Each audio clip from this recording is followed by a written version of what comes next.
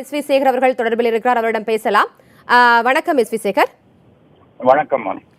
நடிகர் சங்கத்திலிருந்து சரத்குமார் மற்றும் ராதாரவி இருவரும் நிரந்தரமாக நீக்கம் செய்யப்பட்டிருப்பதாக இன்று நடைபெற்ற பொதுக்குழு கூட்டத்தில் அறிவிக்கப்பட்டிருக்கு. இதை நீங்க எப்படி பாக்குறீங்க? இது பொதுக்குழுனுடைய ஒப்புதல் வாங்கி பொதுக்குழு ஏற்றுக்கொண்ட தீர்மானம் தானே. இது பொதுக்குழு அறிவிக்கப்பட்டாலும் பொதுக்குழு எதுக்காக அறிவிக்கிறாங்கன்னு சொன்னா பொதுக்குழுவினுடைய அதோடைய அப்ரூவல் வாங்கறதுக்காக தான் பொதுக்குழுல இது அறிவிக்கப்படுகிறது. பொதுக்குழு இதை அங்கீகரித்துள்ளதுன்றது அர்த்தம். இது இப்போ அதாவது இப்ப இதுக்கு முன்னர் நடிகர் ராதிகா அவங்க பேசியிருந்தாங்க. அவங்க என்ன சொல்லியிருக்காங்கன்னா, இந்த பொதுக்குழுவே செல்லாது அப்படின்னு சொல்லியிருக்காங்க.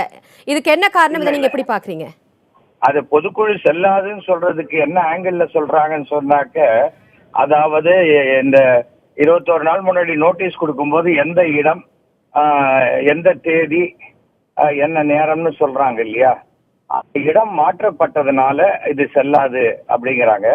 இத இப்ப நடிகர் சங்கத்துல விஷால், கார்த்தி போன்றவர்கள் இந்த கமிஷனர் ஆஃப் சொசைட்டிஸ், இந்த யூனியனுக்கெல்லாம் அதிகாரம் மிக்க அந்த கமிஷனரை சந்தித்து இதுக்கு உண்டான விளக்கத்தையும் கொடுத்து அதற்கு உண்டான அப்ரூவலையும் பெற்றுத்தான் இந்த இடத்துல இப்போ இந்த பொதுக்குழு நடத்தப்பட்டது.